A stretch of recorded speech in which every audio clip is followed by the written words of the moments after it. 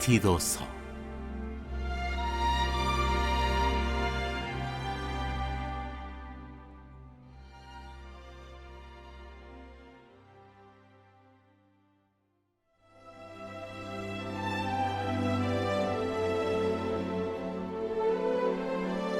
일장. 나 바울은 하나님이 택하신 사람들 가운데 믿음을 일깨우고 하나님의 말씀을 정확히 전달하며 그 말씀에 바르게 응답하도록 하기 위해 임명된 하나님의 종이자 그리스도의 대리인입니다. 나의 목표는 영원한 생명에 이르는 길을 제시하여 소망을 일으키는 것입니다. 이 생명은 하나님께서 오래전에 약속해 주신 것입니다. 하나님은 약속을 어기시는 분이 아닙니다. 때가 무르익자 그분께서는 자신의 진리를 공표하셨습니다. 나는 우리 구주 하나님의 명령으로 이 메시지를 선포하는 일을 맡았습니다. 믿음 안에서 합법적으로 아들이 된 사랑하는 디도에게 말합니다. 하나님 우리 아버지와 우리 구주 예수께서 그대에게 주시는 모든 것을 받아들이십시오.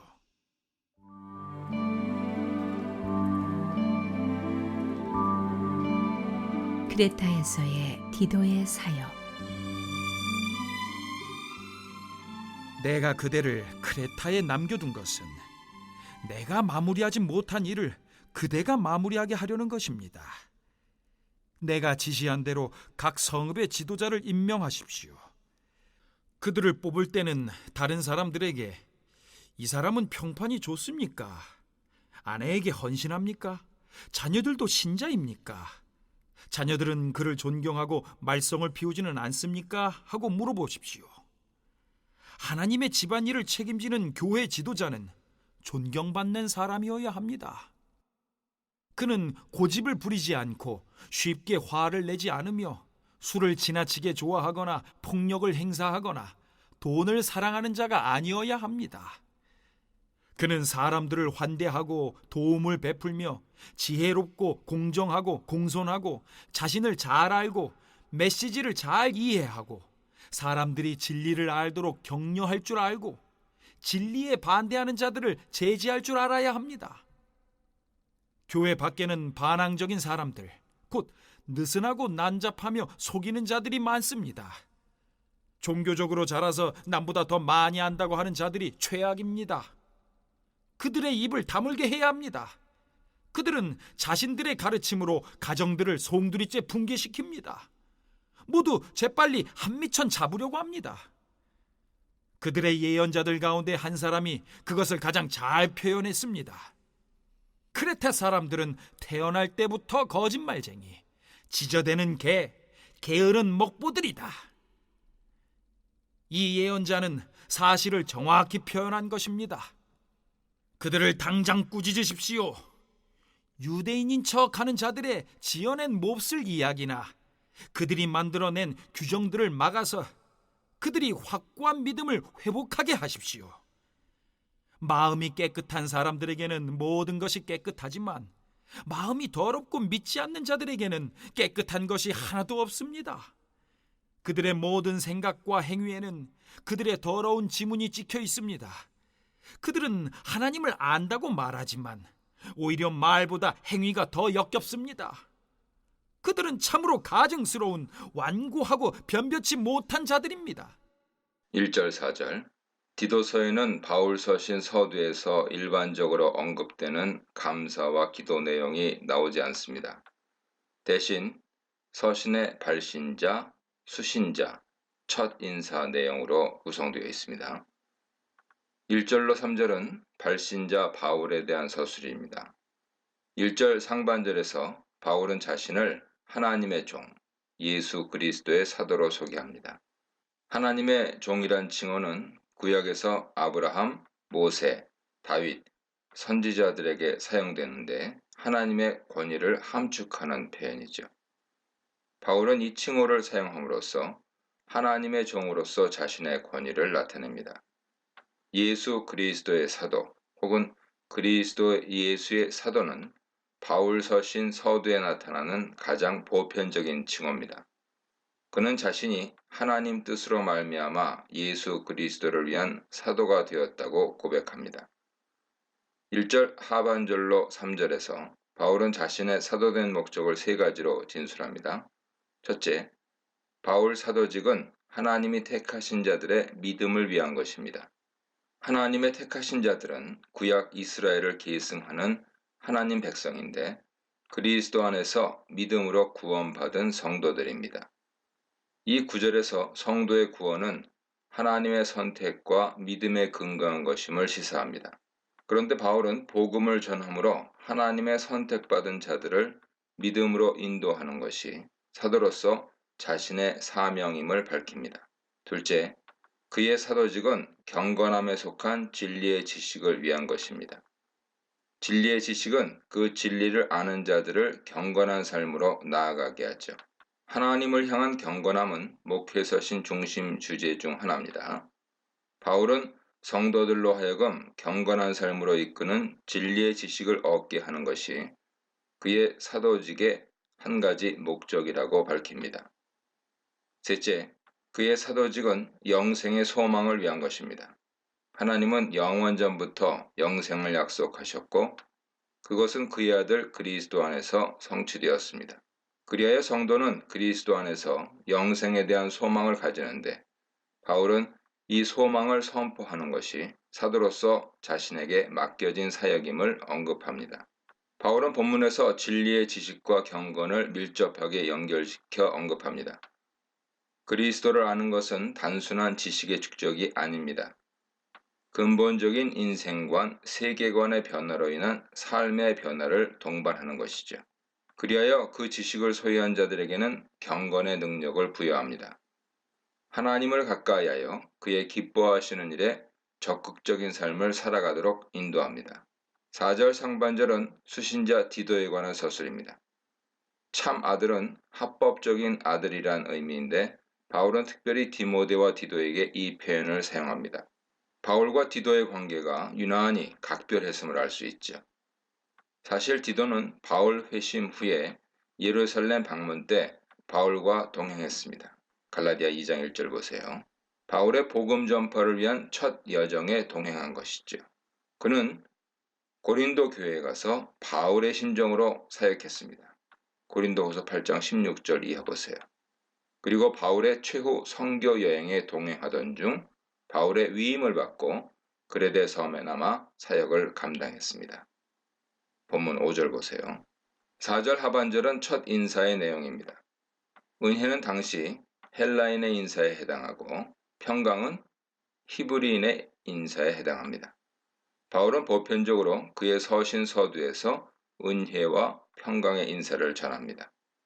이 구절에는 바울 서신의 서두에 일반적으로 나오는 주 예수 그리스도라는 칭호 대신에 그리스도 예수 우리 구주라는 칭호가 특별히 나타납니다. 구주라는 칭호는 디도서에서 구원교리와 관련하여 거듭 나오는데 예수께서 구세주이심을 강조하는 것이죠. 5절로 9절입니다. 바울은 로마 감옥에서 풀려난 후에 디도와 더불어 그레데 섬에 가서 복음을 전파했습니다. 그리고 섬을 떠나면서 디도를 남겨두어 목회 사역을 감당하게 했습니다. 후일에 바울은 디도에게 편지를 보내 목회와 관련된 여러 가지 권면을 했습니다. 본문은 교회 지도자인 장로와 감독의 자격에 관한 권면입니다. 그 내용은 장로 자격에 대한 권면 5, 6절과 감독 자격에 관한 권면 7, 9절로 구성됩니다. 5, 6절은 장로 자격에 대한 권면입니다. 바울은 먼저 디도를 그레데에 남겨둔 이유를 밝힙니다. 바울은 다하지 못한 일을 완성하고 각 성의 장로들을 세우는 일을 위하여 디도를 그레데 섬에 남겨두었습니다. 디도에게 맡겨진 중요한 사역 중 하나는 각 성의 장로들, 즉 지도자들을 세우는 일이었죠. 그리하여 바울은 본문에서 지도자 자격에 대해 구체적으로 언급합니다. 6절은 장로 자격에 대한 서술입니다. 책망할 것이 없고 라는 구절은 장로 자격에 대한 총체적인 표현인데 고소당해 비난받을 일이 없다는 뜻입니다. 이 덕목은 이어 언급되는 감독 자격에서도 우선적으로 언급됩니다. 바울은 다음으로 가정범주에서 장로의 자격을 말합니다. 장로는 한 아내의 남편이어야 하고 믿는 자녀를 둔 자라야 한다고 언급합니다. 교회 지도자인 목회자는 먼저 가정의 지도자로서 신앙의 본을 보이고 신실한 믿음의 가정을 이루어야 함을 강조하죠. 또한 바울 권면에 의하면 장로는 방탕하거나 혹은 불순종한다는 비난을 받지 않는 자여야 합니다. 방탕이라는 용어는 하나님 뜻을 따르지 않는 행동을 포괄하는 문맥에서 나타납니다. 불순종하는 이라는 형용사는 잘못된 교훈과 관련하여 사용됩니다. 바울은 하나님의 뜻을 따르지 않고 방탕하거나 진리의 말씀에 불순종하는 자를 장로로 세우지 말라고 권면합니다. 7, 9절은 감독 자격에 관한 권면입니다. 감독은 하나님의 청지기로 책망할 것이 없는 자여야 합니다. 청지기는 어원상 집을 배경으로 하는 용어인데요. 집을 관리하는 자를 말하죠. 바울은 고린도전서에서 교회를 하나님의 집으로, 지도자를 그 집을 세우는 자로 묘사합니다. 고린도전서 3장 9절 하반절 이하 보세요. 5절에서 마찬가지로 이 권면은 감독 자격에 대한 총체적인 표현입니다. 이어 언급되는 내용은 감독으로 피해야 할 부정적인 자질과 추구해야 할 긍정적인 것으로 구분할 수 있습니다. 7절에 감독이 피해야 할 자질로 완고함, 성마름, 술을 탐닉함, 난폭함, 부정한 이득을 탐함 등이 나열됩니다. 더러운 이득을 탐하는 것은 다음 단락에서 거짓 교사들의 특징으로 언급됩니다. 8절은 추구해야 할 자질로 나그네를 대접함, 선을 좋아함, 자제함, 의로움, 거룩함, 절제함을 언급합니다. 나그네를 대접함은 특별히 복음을 전하며 순회하는 복음 전파자들을 환대하는 것과 직결된다고 볼 수 있습니다. 신중하며 하는 것은 건전한 마음으로 자제하며 근신하는 행동을 뜻하죠. 바울은 감독뿐 아니라 그레데 교회 성도들에게 전반적으로 이 덕목이 필요함을 강조합니다. 9절에서 감독은 신뢰할 만한 말씀의 교훈으로 행하여야 할 것을 권면합니다. 그리고 그 까닭을 건전한 교훈으로 권면하고 대적하는 자들을 책망하기 위함이라고 밝히고 있습니다. 바울이 가정 범죄에서 목회자의 자격을 언급한 것은 주목할 만합니다. 그는 디모데전서에서 목회자는 자기 집을 잘 다스려야 한다고 역설합니다. 그리하여 만약 어떤 자가 자기 가정을 다스릴 줄 알지 못하면 어떻게 하나님의 교회를 돌볼 수 있겠냐고 반문합니다. 목회자는 우선 한 가정의 신앙 리더로서 경건한 신앙의 본을 보여야 하는 것이죠. 이 문단에서는 교회를 위한 두 사역자 바울과 디도의 두 사명, 장로 세우기와 남은 일 정리, 장로의 자격 두 가지, 외적인 자격과 내적인 자격에 대해 묵상해 보시기 바랍니다. 11절입니다.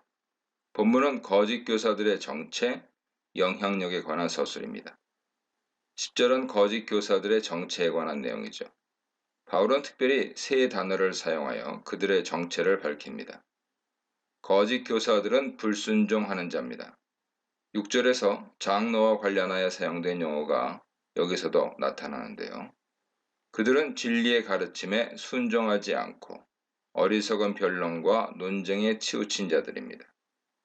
거짓 교사들은 헛된 말을 하는 자들입니다. 유대인의 신화 족보, 율법에 대한 논쟁에 몰두하여서 의미 없는 말을 짓거리는 자들입니다. 거짓 교사들은 속이는 자들입니다. 거짓 교훈으로 성도들을 미혹하는 자들이죠. 바울은 거짓 교사들의 정체를 밝히고 유대인 중에 거짓 교사들이 많음을 강조하고 있습니다. 11절은 거짓 교사들의 영향에 관한 내용입니다. 11절 상반절에서 바울은 거짓 교사들의 입을 막으라고 권면합니다. 입을 막다라는 동사는 문자적으로 입에 재갈을 물리라 하는 뜻이죠. 이 구절에서 거짓 교사들에 대한 강력한 제재를 권하는 바울의 의지를 엿볼 수 있습니다. 바울은 성도들을 미혹하는 거짓 교사들을 침묵해 하라고 강권합니다. 11절 하반절은 거짓 교사들의 영향에 관한 서술입니다. 마땅치 아니한 것은 가르치지 말아야 하는 것을 뜻하죠. 가정들은 성도의 가정들을 뜻할 수도 있고 교회들을 뜻할 수도 있습니다. 당시 교회는 자기 집을 예배 장소로 제공하는 부유한 성도 집에서 모여서 예배를 드리는 가정교회 형태였습니다. 더러운 이득은 탐욕으로 인한 부끄러운 이익을 뜻하죠. 가르치는 자가 탐욕 때문에 합당하지 않은 이익을 추구하는 것을 말합니다. 거짓 교사들은 그들의 욕심을 채우기 위해 가르치지 말아야 할 것을 가르침으로 교회와 성도들을 혼란케 하였습니다. 바울은 디도에게 거짓 교사들을 침묵케 하도록 강한 경계 메시지를 전달합니다. 본문 메시지는 바리새인의 누룩을 조심하라고 경계하셨던 주님 말씀을 상기시키죠. 지도자는 바른 교훈을 가르치는 일에 전력을 다하는 한편 잘못된 교훈을 가르치는 자들을 경계하여 건전한 교회를 세워갈 책임이 있음을 명심하게 됩니다. 12, 14절입니다. 바울은 본문에서 엄중한 책망을 명령하고 책망해야 하는 이유를 분명하게 밝힙니다. 12절은 바울의 인용이죠. 에피메니데스의 시는 그레데인의 사기성, 잔인함, 욕심, 태만 등을 표현하고 있는데요. 바울은 그의 식구를 인용해서 자신의 권면의 정당성을 변호합니다. 13절 상반절은 인용한 글에 대한 바울의 동의죠. 13절 하반절은 바울의 권면입니다. 이 절에 언급된 그들, 즉 책망 대상은 누구인지 명확하지 않습니다. 거짓 교사를 뜻할 수도 있고 거짓 교사 영향 아래 있는 그레데 교회 성도들을 뜻할 수도 있습니다. 단락이 거짓 교사에 관한 언급으로 시작하고 끝나는 문맥으로 보면 거짓 교사라고 보는 견해가 설득력이 더 있습니다. 또한 바울은 다른 목회 서신에서 거짓 교사들의 회개 가능성을 언급합니다. 그런데 거짓 교사들은 그들의 영향을 받은 자들을 구별하는 11절, 13절 하반절로 14절의 내용에 따르면 일반 성도들로 보는 견해 역시 타당성이 있습니다. 2절은 그 고소 때문에로 시작하는데 바울은 인용에 근거해서 가혹한 책망을 정당화합니다. 13절 하반절, 14절은 책망의 이유에 관한 서술이죠. 바울은 강력한 권징의 이유를 두 가지로 설명합니다. 먼저 엄한 책망은 온전한 믿음을 위한 것입니다. 믿음에서 빗나가지 않는 건전한 믿음을 위한 것이죠. 다음으로 책망은 거짓 교훈에 현혹되지 않게 하기 위한 것입니다. 유대인의 허탄한 이야기는 유대인의 신화를 뜻합니다. 사람들의 명령은 유대 장로들의 유전에 따르는 의식과 결례의 계명을 뜻합니다. 그레데 교회에는 유대인의 신화나 족보에 몰두하고 유대인의 유전에 따라 행하도록 미혹하는 거짓 교사들이 많았습니다.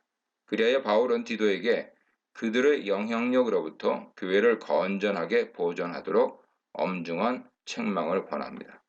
오늘날 대부분의 교회에서 권징이 사라지는 것은 매우 안타까운 일이죠. 바울은 본문에서 강력한 권징을 명령합니다. 권징은 교회를 온전하게 하고 성도들의 신앙을 바로 세우는 한 방편이죠. 건전한 교리에 입각한 권징은 건강한 교회를 위해 반드시 시행될 필요가 있습니다. 15, 16절입니다. 바울은 본문에서 거짓 교사들의 위선을 지적합니다. 그들의 정결의식과 관련된 위선을 언급하고 그들의 위선적인 정체를 여러모로 묘사하고 있습니다. 본문은 디모데전서 4장 1절로 5절 내용과 유사하죠. 15절은 음식법과 관련된 거짓 교사들의 위선을 언급합니다. 이 구절에서 깨끗한 자들은 더럽고 믿지 않는 자들과 대조되죠. 깨끗한 자들은 믿음과 진리의 지식을 따라 경건하게 사는 자들입니다. 더럽고 믿지 않는 자들은 유대인 전통에 따라 의식적인 정결은 힘쓰지만 마음과 양심이 더러운 자들이죠. 바울은 깨끗한 자들에게는 모든 것이 깨끗하지만 더러운 자들에게는 아무것도 깨끗한 것이 없다고 주장합니다. 이러한 바울 주장은 복음서에서 정결에 관한 예수님의 가르침을 상기시킵니다. 또한 바울은 로마서에서 음식, 절기 등의 규례와 관련하여 같은 주장을 제시하고 있습니다.